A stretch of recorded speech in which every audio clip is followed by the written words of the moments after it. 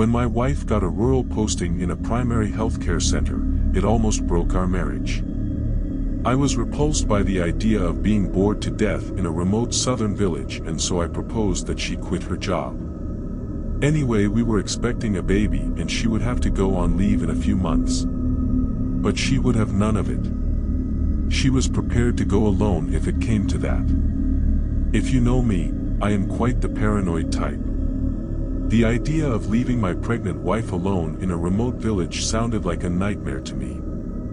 So I swallowed my pride and decided to accompany her and do my consulting from there. The place was not so bad as I had expected it to be. It was more a small town than a village. The primary health center was located a little outside the town to serve the nearby villages. So we rented a house on the outskirts. The house was of her choice. She wanted a large house surrounded by paddy fields and got one. As a bonus, we had a large plantain grove just beyond our backyard. The first 4 days passed without an event. My wife would leave early for her work. Since I preferred to work late, I would usually wake up late and start working only around noon. Things started getting weird only after the 5th day. Our washing machine was delivered that day.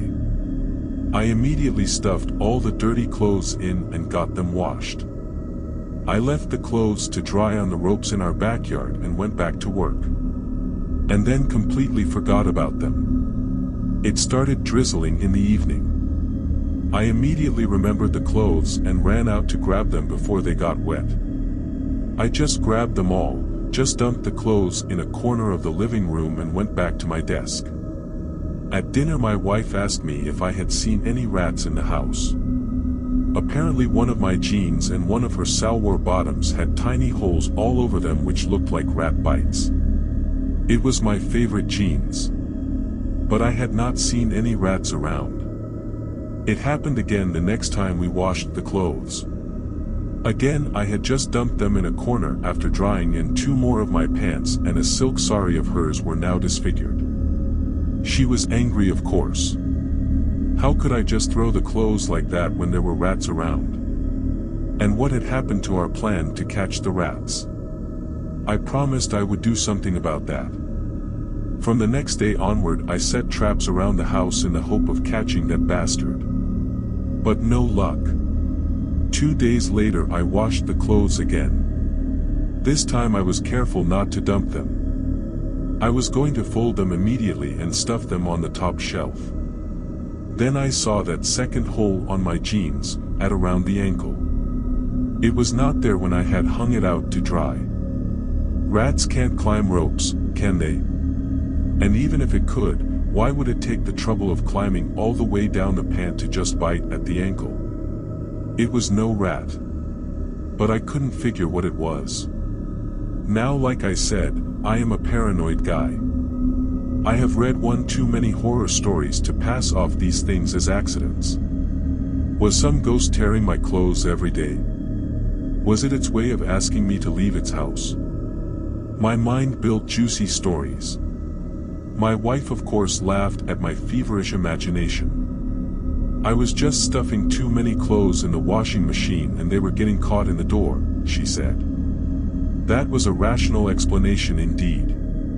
But I didn't remember seeing the second hole when I left the clothes to dry. Maybe I was wrong. So I decided to check each cloth before hanging it out the next time. The next day it was raining. I could not dry the clothes outside. Once the wash was done, I just hung them at various spots inside the house. I also checked them and made sure that there were no additional holes made by the washing machine as my wife had suggested. At night she walked in and showed me my jeans. My heart almost stopped. It had another identical hole at the same spot, around the ankle. How the hell was this happening? But I didn't want to freak her out and just told her that it was the washing machine again. That night I took all the torn clothes and tried to make some sense out of it. One thing was clear. It was no rat. The holes were too symmetric to be made by a rat. They seemed to be cut out with some sharp object. On the first 2 days the holes had been there all over the place. At least that made sense. But on the next 2 days, all the clothes had holes only at the bottom. As I kept staring at those clothes on my desk, a realization suddenly hit me. I sneaked out to the living room without disturbing her and hung the clothes in the exact same way I had done in the morning. I hung the jeans on the door and her sari on the window. There it was.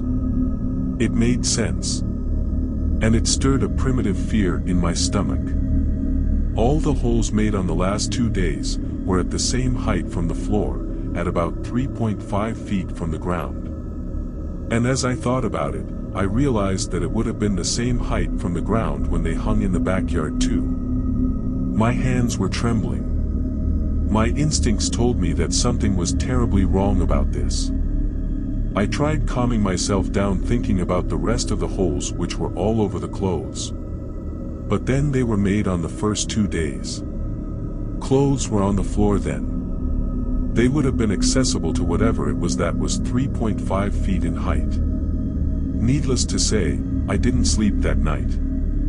The next day, once my wife left, I immediately loaded the machine. I hung the clothes in the living room and moved my desk there to keep a watch. Nothing happened that day and there were no new holes. But rather than comforting me, this only scared me more. Whatever it was intelligent enough to not do it when I was watching. That evening I folded the clothes and kept them on the top shelf. It would be a couple more hours before my wife arrived.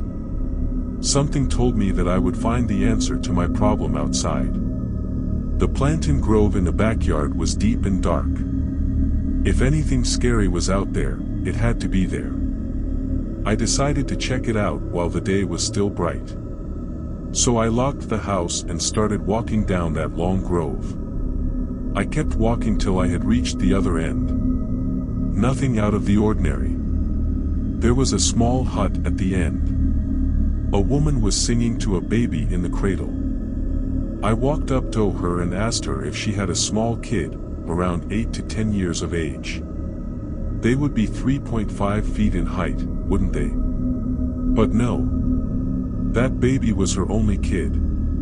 Her husband was in charge of maintaining that grove and they were living there itself. Not wanting to disturb her anymore, I started walking back towards the house.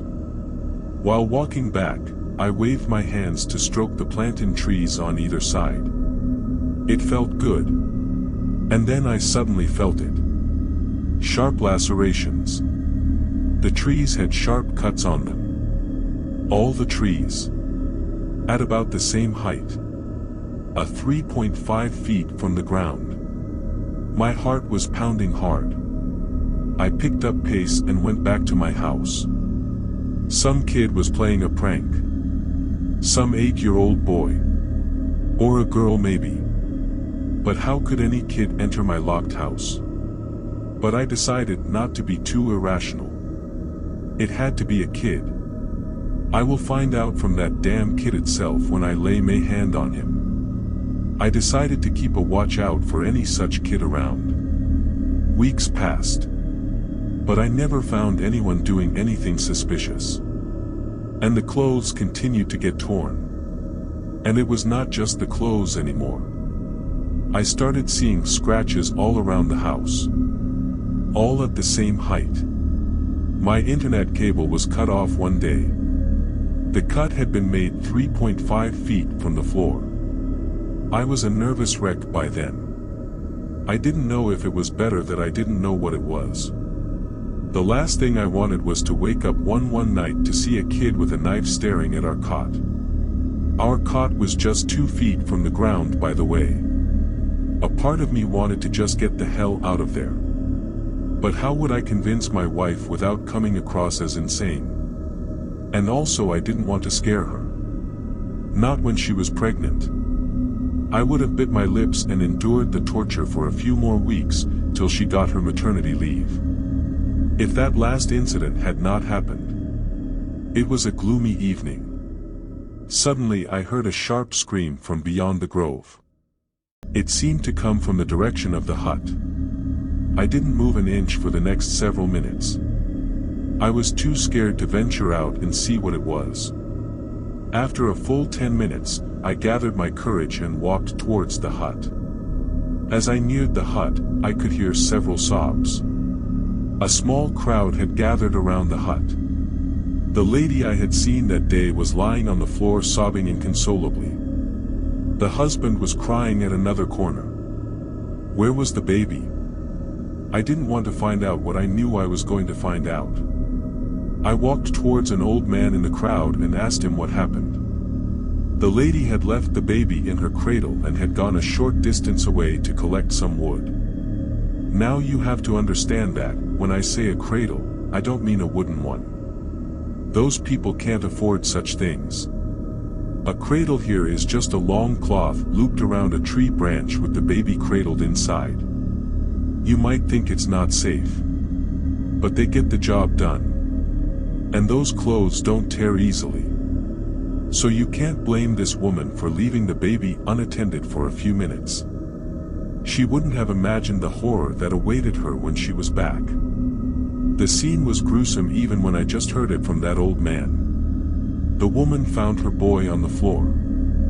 He was already dead by that time. He had landed on a sharp stone and the sharp edge had broken his skull.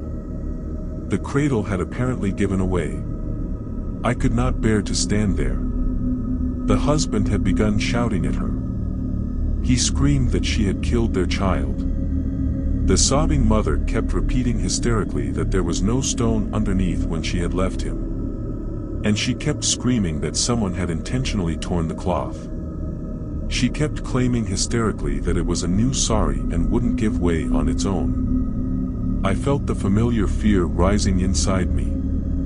I turned around and looked at the branch. The baby would have been hanging maybe 1 foot above the ground. Not enough to cause death. Unless someone intentionally placed a sharp stone underneath and tore the cloth. I felt sick. I didn't even need to see the cloth. I knew what I would find. The cut would have been made 3.5 feet from the ground. I ran home. We had to leave. Immediately. There was no way I was bringing my child into that house. I packed some of our stuff. Once my wife returned, I told her that my mother was sick and we had to leave immediately to Chennai. And here we are, on the train back to Chennai. My wife thinks she is returning back in a few days. But that's not going to happen. In 2 weeks, her maternity leave would begin. I just need to hold her back till then. And I will figure a way out afterwards. We still have some stuff back there. I might need to return to that house one more time to fetch them. Even the thought of stepping back in there is dreary. But that's for another day. We have an unconfirmed ticket and have to share a berth. But I will sleep well for the first time in several months tonight.